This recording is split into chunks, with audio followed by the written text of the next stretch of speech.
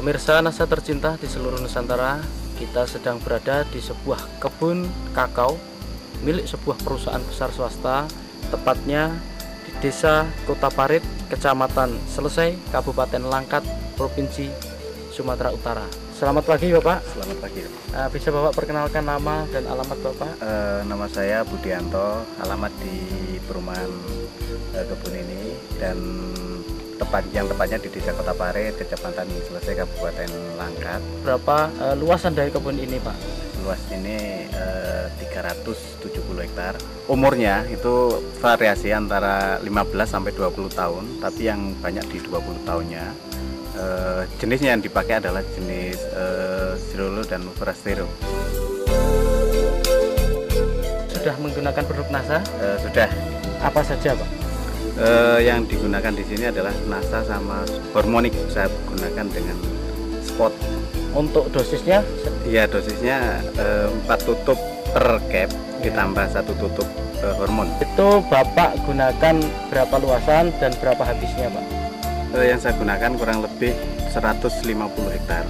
Nah, itu menggunakan 200 pasang per bulan. Kemudian untuk luasan 370 hektar ini sudah menggunakan produk NASA, itu berapa blok Pak? Saya coba sudah kurang lebih 60% dari luasan itu sudah menggunakan produk NASA. Tapi saya aplikasikan mulai bulan Januari tahun 2005. Untuk intervalnya Pak, interval pemupukan NASA yang Bapak lakukan untuk kebun ini, itu bagaimana Pak? Iya, jadi kita sesuaikan dengan tren produksi yang ada di Sumatera Utara. Itu tren produksi pada bulan Agustus sampai dengan bulan Maret, sehingga saya gunakan pas musim bunga di bulan Februari sama Maret untuk merangsang bunga di situ, dan aplikasi kedua nanti di bulan September Oktober ini untuk semester 1 tahun depannya.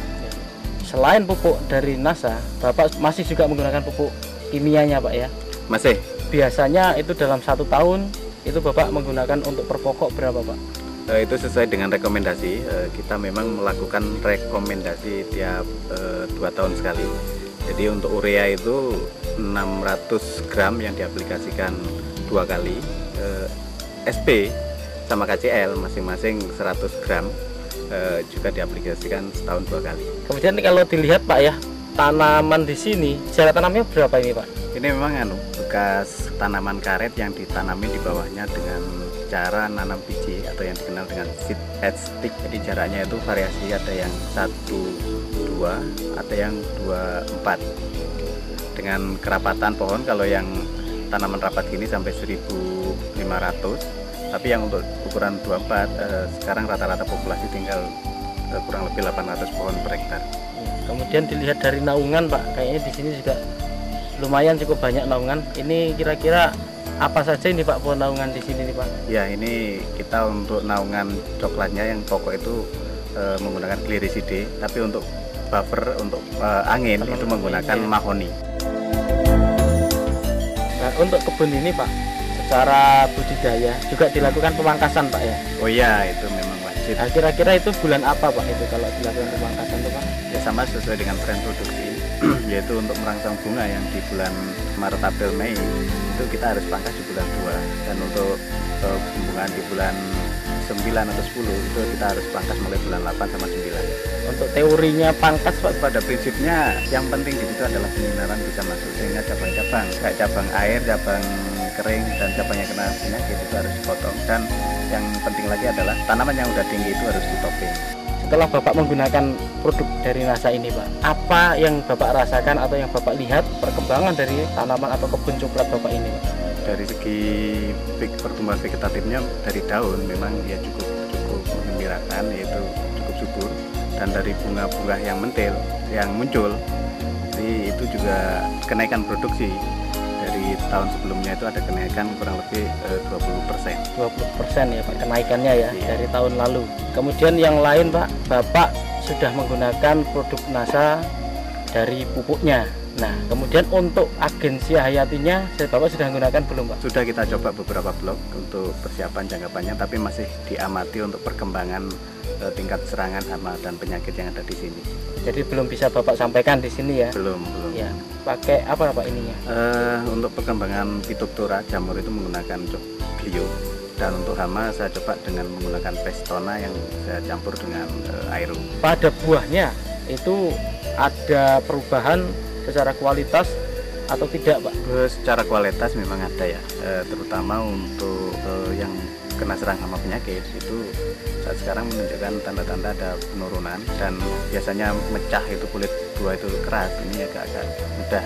Dan yang menggembirakan lagi itu dari rendemen itu ada kenaikan, itu biasanya itu 33 sampai dengan 35, ini bisa ke 37-38%. Pemirsa Nasa, di sini Bapak Budianto selaku manajer di sebuah kebun kakao ini, beliau juga sebagai manajer di processing atau di pabrik dari pengolahan kakao. Bagaimana prosesnya kemudian sampai akhir, termasuk dalam fermentasi dan rendemennya, Pak?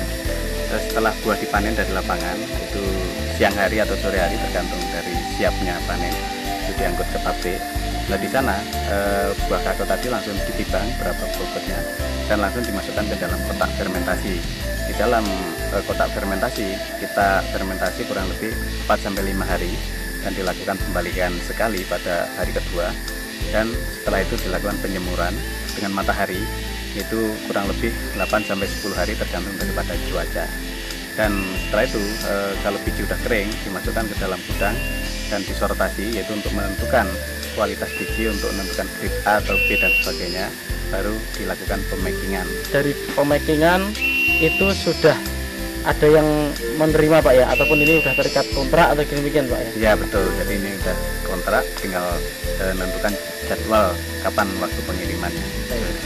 Ya, dalam sortasi, Pak ya, kualitas dari biji kakao ini Bapak bisa jelaskan kualitas A, B, C-nya? Jadi untuk grade A itu yaitu di bawah 100 biji per 100 gram, 100 sampai dengan 110 itu masuk grade B, dan di atas 110 sampai ke atas itu masuk grade C, dan di atas 120 itu masuk GC.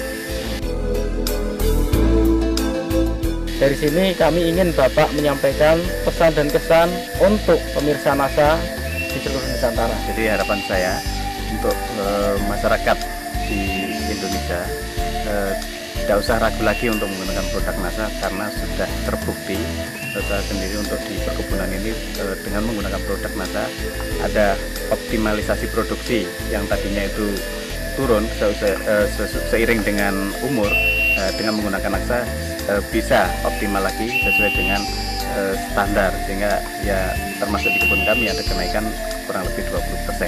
Demikianlah pemirsa Nasa tercinta di seluruh Nusantara, dengan penggunaan produk Nasa ternyata hasil dari kebun kakao milik perusahaan swasta ini berhasil meningkat dengan cukup luar biasa, yaitu peningkatan 20% dibandingkan sebelum menggunakan produk Nasa, dan secara kualitas baik itu rendemen maupun grade-nya pun dapat ditingkatkan, sehingga penggunaan produk Nasa ini mampu meningkatkan harga jual dari kakao. Demikian tim liputan Nasa dari Sumatera Utara, reporter Syahria Reza dan kameramen Adi Nugroho melaporkan. Salam Nasa.